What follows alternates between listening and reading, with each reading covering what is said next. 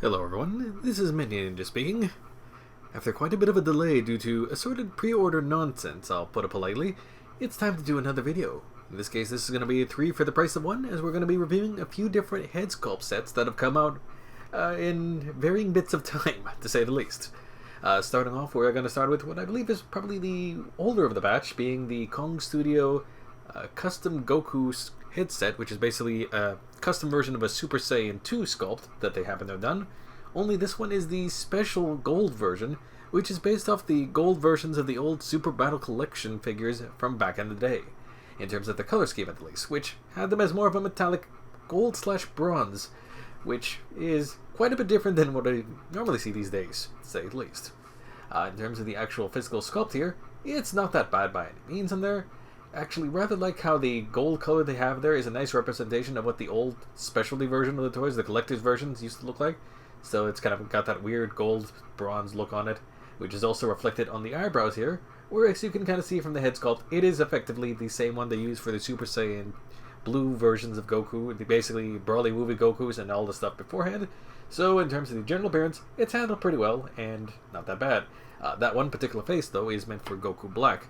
But as I'll kind of be demonstrating on here, since they use the rough same peg setup on the heads overall, the faceplates will match between there and here, since it's effectively, at least on the for assembly purposes, the same thing, but with a different set of hair.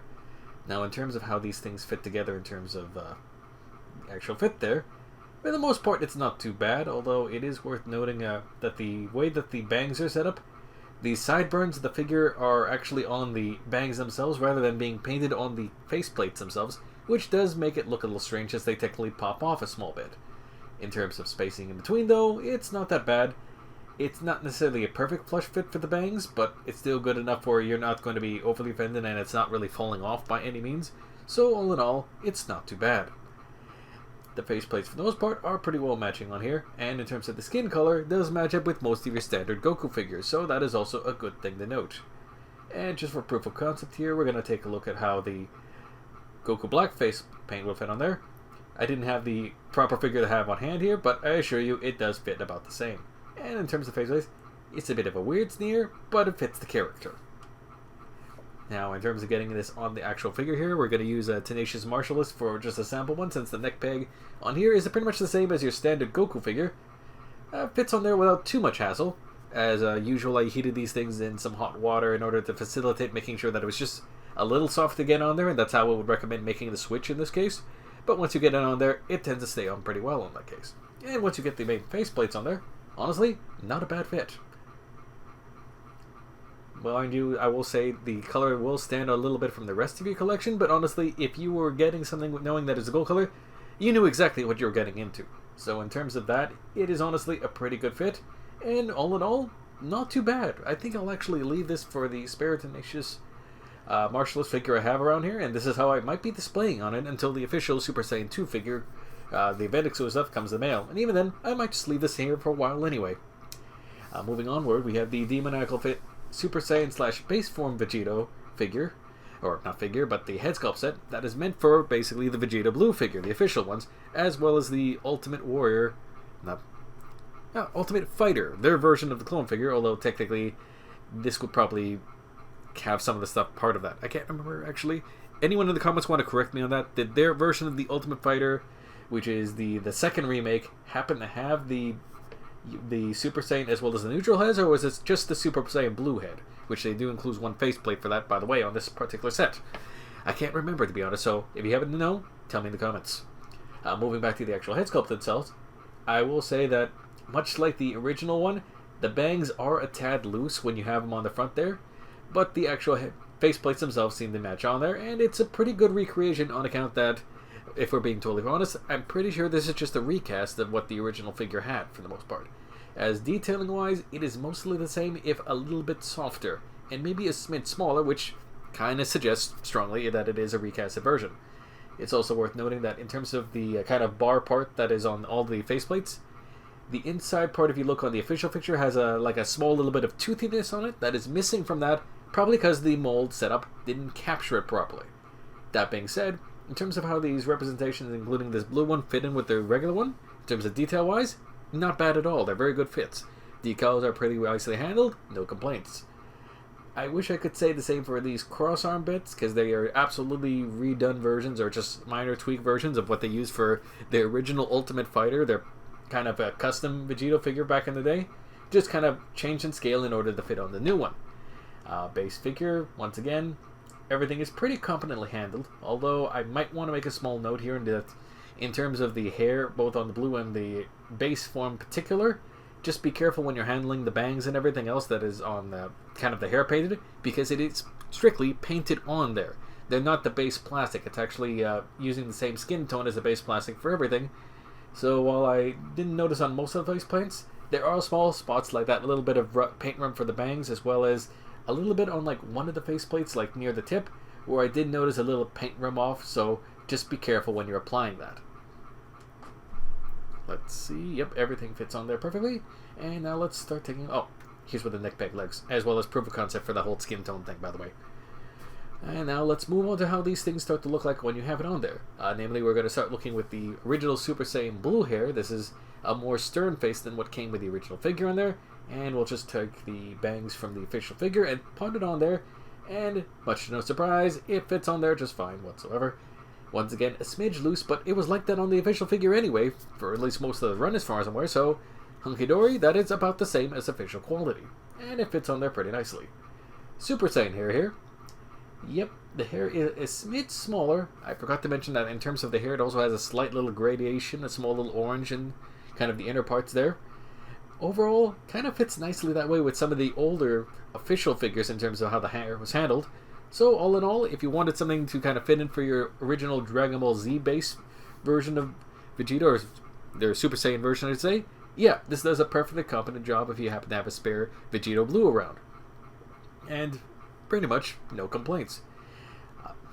Actually, no, I will take that back. One small thing I might think, just especially on that one face that you have there, the black bit around the mouth may be a bit darker, I think, but that's more of a personal nitpick than anything. Otherwise, no real complaints. Everything, because it's strictly a recast, fits and looks exactly like it should. And it's a pretty good fit overall for the figure. Long neck notwithstanding, that's a problem with the actual figure itself, not the headset. Moving to the base version, once again, because it is effectively the same sculpt, maybe slightly changed decals just so he's looking in different directions, no complaints whatsoever on that one. Everything fits on there nicely. The bangs are still the bangs, can't do much about that because that's a flaw with the original figure, so at least the worst you can say is like it's the same quality, give or take, as the original. Once again, a few different samples of what the faceplates look on there. Part of this happens to be going a bit fast. It just, we have 3 different things we need to review here, and admittedly, this particular headset is the most straightforward because Demonical Fit has honestly been doing head sculpt sets for quite some time, so it's pretty apparent they most of the time know what they're doing, barring any kind of factory quality issues. Or things like the paint rub, like right there, just near the tip. Quick fix, mind you, but it's just something worth noting. The energy blade effect does fit on the standard Vegito hand. Honestly, it's nothing too fancy. This is basically just a recolored version of what we originally saw with Goku Black back in the day, and several other figures since, for that matter. So it's kind of really hard to screw this up. There's a slight bit of translucent on it, but otherwise it's actually a pretty solid / pearlescent version of the particular blade. It doesn't look too bad, but it's no Spirit Sword or Spirit Excalibur, whichever you want to call it. The only particular downside I find was with these crossed arm bits. It took a lot of work to get them on there, and as you can see, they're not even necessarily fitting flush. It's an incredible pain to remove the standard arms. It was even more of a pain to get these ones on. I would personally say leave that one in the box. Last but not least, we're going to take a look at something from a new maker to the channel, being the Tonsen Art Toys Super Saiyan Bardock Custom Headsculpt set. Not minding the rather simplistic packaging, as we see here, very lo-fi packaging, and it's the way the thing is stored, which is basically a lot of Ziploc bags. It's more the contents we're really interested in, which, frankly speaking, is what caught my attention. Namely, the way that this was advertised, or kind of shown off.